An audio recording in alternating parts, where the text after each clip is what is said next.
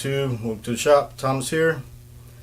Well, I've got something a little bit different today. I've got a project. I don't really know what to call it, man. I've been trying to figure out what to call it, and actually I'm going to invite YouTube viewers to, if you can think of a better name than high density shelving unit or double decker shelf or anything else that I've tried to come up with. It just, I don't like anything I've come up with, but I gotta have a name for something. But if you've watched any of my YouTube videos, you've probably heard me talk about how small my shop is and the lack of space, and I always have a storage problem.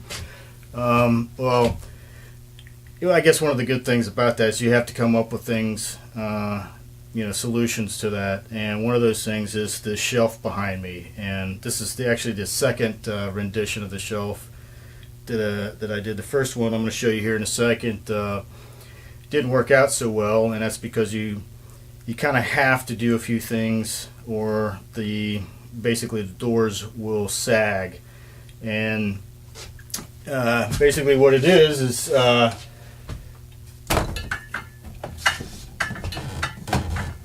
as you can see, it's just a shelf with a shelf. I've got piano hinges on the doors. The doors are obviously smaller in depth than the back of it, but this is one way of fixing some storage solutions. I mean, you can put a lot of stuff in here in such a small room. But there are some limitations to this. You can only go so big in every direction, front, back, the width, the height of it, mainly because the doors get so heavy they're going to sag or they're going to break off. These are like the hinges on here, just some really cheap $10 hinges at Home Depot. They're not rated for a lot, so that's what I'm saying. You gotta kind of keep it within reason. This is about 3 feet tall and a little over 3 feet wide. The front depth here is really the critical one. It's about 3 inches. I wouldn't go over 4 inches, that's for sure. The back on this one is about 4 inches. If you're gonna go any deeper than that, you probably want to go to 2x4. This is 1x, so you might want to go with 2x4 in the back and a little bit heavier hinge. One of the things about this that I did anyways, and you can do it different depending on how you want to do it, the backing, the actual back of it, is just 1/4-inch plywood. I went with 1/4-inch plywood so I could actually put the screws right through it, and I used fender washers on the screws to help distribute some of the pressure. But it's strong. It's more than sufficiently strong enough to hold something this size. Like I said, if you're going to go bigger, you might want to go to 3/8. As far as the doors here, what keeps things from pushing back through is some acrylic. You gotta be really, really, really, really careful with the acrylic because it cracks so easy. So you need to think about this. Wood expands, so you need to make the holes for the screws a little bit bigger than the screws. So as the wood expands, it has the little hole can move around without really being impeded by the screw. And if you don't make it big enough, the screw, when it does move, the screw is just going to crack it. Like I've got a lot of little tiny cracks, but that's mainly probably for me tightening it down. So you got to be really careful when you tighten it down. What's holding it closed is a magnetic closure. They're just basically rare earth magnet discs hitting a washer. I think I got these at Woodcraft. It's not a big deal, and it really works great. I got something in the way up there now. Great. Really works great closing it, or keeping it closed. And I've got one at the top, one at the bottom. These are just for the fencing to keep everything from falling out this way. I just chose to use some 3/8 dowel rod, and I used some little pegs and some round, basically round dowel right here that I cut off here, and I put them into the wood, and then I put pegs in them. Actually, the next one I'm getting ready to do for upstairs, I think I'm just going to use some 3/4 inch. I thought I had some right here, some 3/4 inch aluminum, thin aluminum, and I'm just going to bend it around and then hit it with a screw on each side. Now, one thing that you've got to do, and I'll do some close-up so you can see this, but you're going to have to, as far as woodworking, you're going to have to be able to do dados and rabbets. You're going to have to rabbet all 4 corners on all the doors and the box frame in the back, and you need to dado the shelves.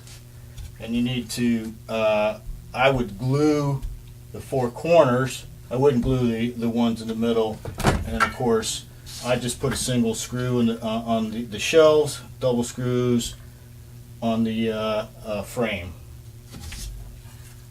I did the same thing all the way around on both of them. On the back one, I did actually put 2 screws on the shelves because they're holding a little bit more because it's mainly liquid. In fact, almost all this is liquid. This is just small cans and bottles and stuff like that. Now, I haven't painted mine.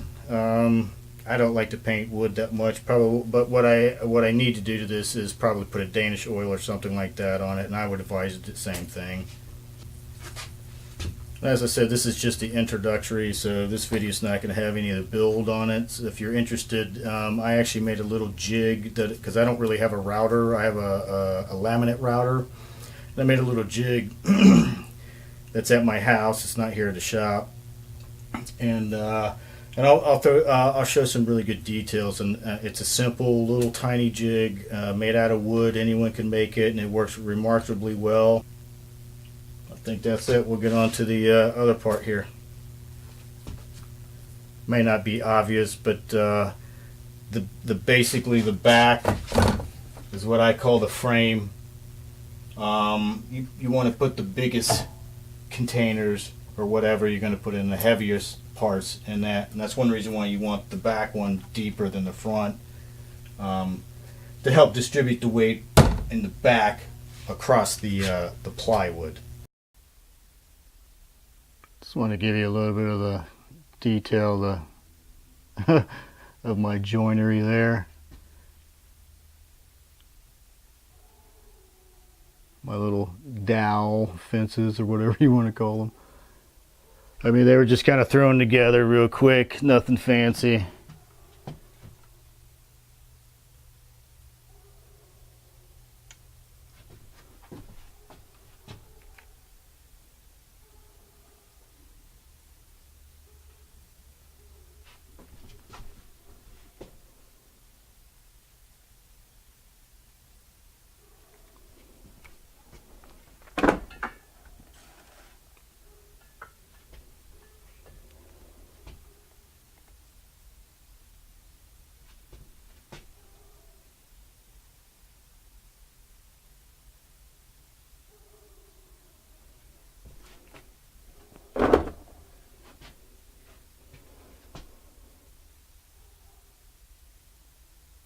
Little magnet cup holders type thingies. I'm not sure what they're called.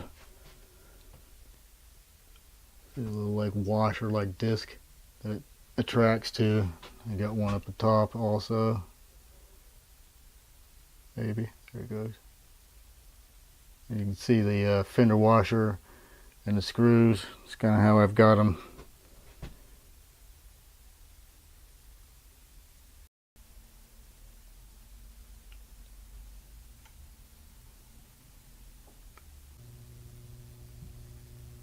Well, this is the first one I made. It's a lot smaller than the other one, but this suited my needs at the time. But the thing that I wanted to point out is this front half, anyways, was just basically butted up, and I put screws in it. And you're not going to be able to tell on there, but if you're in person, you would notice that this thing is slanting down this way. And if I think it'll come out, but you know, I added a little metal brace that way. I added an angle brace this way, you know, all the way around. I took the thing apart and I added copious amounts of glue. No matter what I did, basically, it just kept sagging. And in the back part here, I actually, you know, did the dados and rabbits and stuff, and it worked out fine.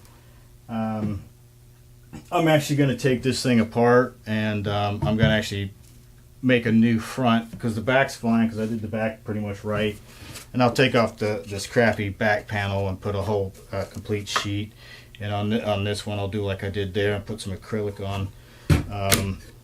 Yeah, it just, like I said, I tried and tried, and no matter what I did, it kept slanting. And the funny thing is that I had almost nothing as far as actual weight on this thing, and it still kept you know, coming off or sagging. So that's about 5/16 inch sag right there. Well, this is a little bit better. I kind of stood it up on a little piece of wood right here so you could actually see how it sags. So yeah, I didn't do the best job on this, but it was quick and dirty. But yeah, it's I highly recommend something like this if you're like me and you have virtually no space. It works out great. A bit more of a close-up on that. Kind of see it pretty clearly there. You can kind of see it even up there, the bracket and stuff. I mean, nothing working. Alright guys and gals, I think that's going to do it for the intro. Hopefully you'll watch the build, but if you're interested, let me know. Probably going to be a 3 or 4 part series here, but yeah, I think this is going to be pretty cool. It's going to be a small one, kind of like this one, a little bit. It's going to have some odd angles in it, and you know, one of the other things I forgot to mention, I mentioned the little jig, but I'm also going to do a couple, just because of the way the angles are on this, I'm not going to be able to use a router on everything, so I'm actually, a couple of the shelves I'm going to have to use my trusty Japanese Ryoba, and some chisels and stuff. I'm going to have to cut them out by hand, basically, because of the angles. So if you're interested in seeing that, stay tuned. Thanks.